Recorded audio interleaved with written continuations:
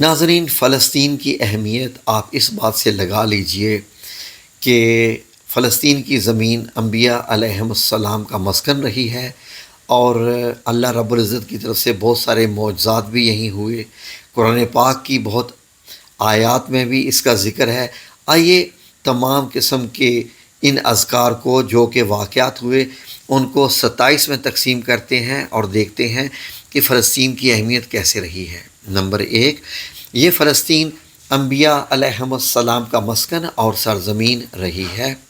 Number 2، حضرت ابراہیم علیہ السلام نے فلسطین کی طرف ہجرت فرمائی تھی۔ نمبر 3، اللہ تبارک و تعالیٰ نے حضرت لوط علیہ السلام کو اس عذاب سے نجات دی تھی جو ان کی قوم پر اسی جگہ نازل ہوا تھا۔ نمبر 4، حضرت داؤد علیہ السلام نے اسی سرزمین پر سکونت رکھی اور یہیں اپنی ایک محراب بھی تعمیر فرمائی۔ نمبر 5، حضرت سلیمان علیہ السلام نے اس ملک میں بیٹھ کر ساری دنیا پر حکومت کی۔ نمبر 6، قرآن پاک میں چیونٹی کا مشہور واقعہ جس میں ایک چیونٹی نے اپنے باقی ساتھیوں سے کہا تھا کہ اے چیونٹیوں اپنے بلوں میں گھس جاؤ، یہیں اس ملک میں واقع اسکلان شہر کی ایک وادی میں پیش آیا تھا جس کا نام بعد میں وادی نمل یعنی چیونٹیوں کی وادی رکھ دیا گیا تھا۔ نمبر 7، حضرت زکریا علیہ السلام کا محراب بھی اسی شہر میں ہے۔ نمبر 8، حضرت موسیٰ علیہ السلام نے اسی ملک کے بارے میں اپنے ساتھیوں سے کہا تھا کہ اس مقدس شہر میں داخل ہو جاؤ۔ انہوں نے اس شہر کو مقدس، اس شہر کے شرک سے پاک ہونے اور انبیاء علیہم السلام کا مسکن ہونے کی وجہ سے کہا تھا۔ نمبر 9، اس شہر میں کئی معجزات وقوع پذیر ہوئے جن میں سے ایک کنواری حضرت مریم علیہ السلام کے وطن سے حضرت عیسیٰ علیہ السلام کی ولادت مبارکہ ہے۔ اور نمبر 10، حضرت عیسیٰ علیہ السلام کو جب ان کی قوم نے قتل کرنا چاہا تو اللہ تعالیٰ نے انہیں اسی شہر سے آسمان پر اٹھا لیا۔ نمبر 11، ولادت کے بعد جب عورت اپنی جسمانی کمزوری کی انتہا پر ہوتی ہے، ایسی حالت میں حضرت مریم علیہ السلام کا کھجور کے تنے کو ہلا دینا بھی ایک معجزہ ہے۔ نمبر 12، قیامت کی علامات میں ایک حضرت عیسیٰ علیہ السلام کا زمین پر واپس تشریف لانا بھی اسی شہر کے مقام یعنی سفید مینار کے پاس ہوگا۔ نمبر 13، اسی شہر کے مقام باب لد پر حضرت عیسیٰ علیہ السلام مسیح الدجال کو قتل کریں گے۔ نمبر 14، فلسطین ہی ارض محشر ہے۔ نمبر 15، اس شہر ہی سے یاجوج ماجوج کا زمین میں قتال اور فساد کا کام شروع ہوگا۔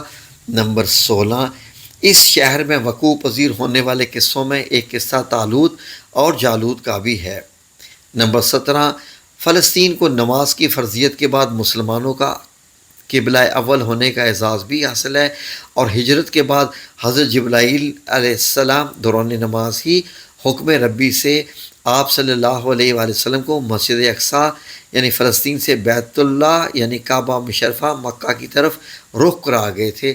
جس مسجد میں یہ واقعہ پیش آیا تھا وہ مسجد آج بھی مسجد قبلہ تین کہلاتی ہے، دو قبلوں والی مسجد۔ حضور اکرم صلی اللہ علیہ وآلہ وسلم معراج کی رات آسمان پر جانے سے پہلے مکہ المکرمہ سے بیت المقدس لائے گئے تھے۔ نمبر 19، سرکار دو عالم صلی اللہ علیہ وآلہ وسلم کی اقتداء میں انبیاء علیہم السلام نے یہاں نماز ادا فرمائی۔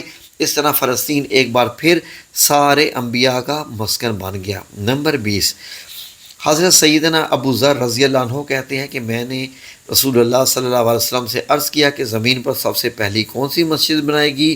تو آپ صلی اللہ علیہ وسلم نے جواب دیا کہ مسجد الحرام یعنی خانہ کعبہ۔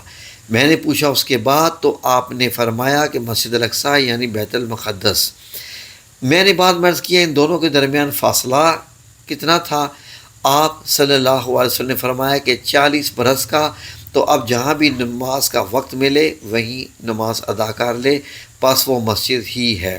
21، آپ صلی اللہ علیہ وآلہ وسلم کے وصال کے بعد حضرت ابو بکر صدیق کو ارتداد کے فتنہ اور دیگر مشاکل سے نمٹنے کے لیے عسکری اور افرادی قوت کی اشد ضرورت کے باوجود بھی ارض شام یعنی فلسطین کی طرف آپ صلی اللہ علیہ وسلم کا تیار کردہ لشکر بھیجنا بھی ایک ناقابل فراموش واقعہ ہے۔ نمبر 22، اسلام کے سنہری دور فاروقی میں دنیا بھر کی فتوحات کو چھوڑ کر محض فلسطین کی فتح کے لیے خود سیدنا حضرت عمر رضی اللہ عنہ کا چل کر جانا اور یہاں پر جا کر نماز ادا کرنا اس شہر کی عظمت کو اجاگر کرتا ہے۔ نمبر 23، دوسری بار بینہ معراج کی رات بروز جمعہ 27 رجب 583 ہجری کو صلاح الدین ایوبی کے ہاتھوں اس شہر کا دوبارہ فتح ہونا بھی ایک نشانی ہے۔ 24، بیت المقدس کا نام قدس قرآن سے پہلے ہوا کرتا تھا اور قرآن نازل ہونے کے بعد اس کا نام مسجد اقصی رکھ دیا گیا۔ قدس اس شہر کی اس تقدس کی وجہ سے ہے جو اسے دوسرے شہروں سے ممتاز کرتی ہے۔ اس شہر کے حصول اور اسے رومیوں کے جبر و استبداد سے بچانے کے لیے 5000 سے زیادہ صحابہ کرام رضوان اللہ اجمعین نے جام شہادت نوش کیا، اور شہادت کا باب آج تک نہ بند ہو سکا، سلسلہ اب تک جاری ہے۔ یہ شہر اس طرح شہیدوں کا شہر ہے۔ نمبر 25، مسجد اقصی اور بلاد شام کی اہمیت بالکل حرمین شریفین جیسی ہے۔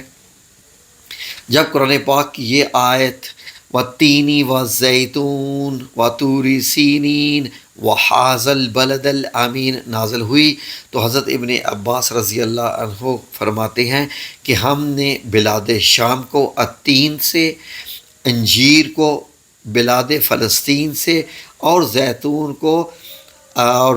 زیتون سے فلسطین کو زیتون سے، اور طور سینین کو مصر کے پہاڑ کوہ طور پر جا کر حضرت موسیٰ علیہ السلام کے پاک کلام سے کیا کرتے تھے، اس سے استدلال کیا۔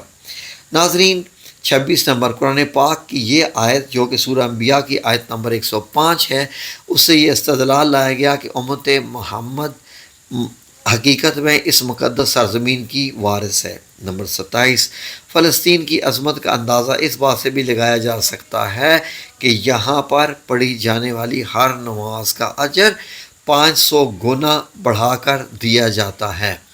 تو ناظرین، یہ تھے بہت سارے خاص پوائنٹ، اس کے علاوہ اور بھی بہت سارے خاص پوائنٹس ہیں جو کہ فلسطین کو زمین پر، اس سرزمین پر انبیاء کرام اور صحابہ کرام نے اس کو جا کے بسایا اور وہاں پر سکونت اختیار کی۔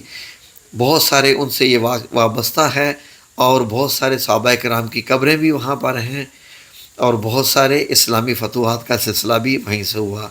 تو امید ہے کہ یہ انفارمیشن آپ کو اچھی لگی ہوگی۔ اللہ آپ کو اس کا اجر عظیم عطا فرمائے، اور اللہ فلسطین کی مدد کرے، آمین یا رب العالمین، برحمتک یا ارحم الراحمین۔